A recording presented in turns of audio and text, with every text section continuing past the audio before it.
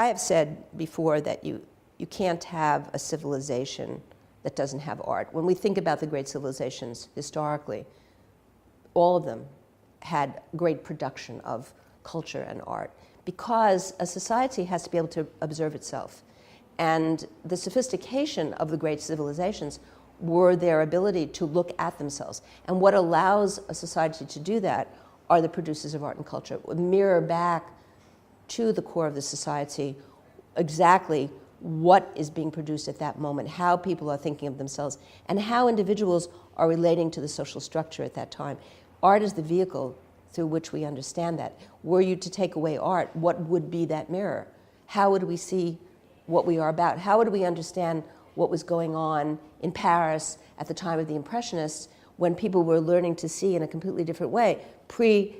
Cinematography, all of these things are just emerging, and here are people looking at the world in a very different way, which was considered so radical at the time,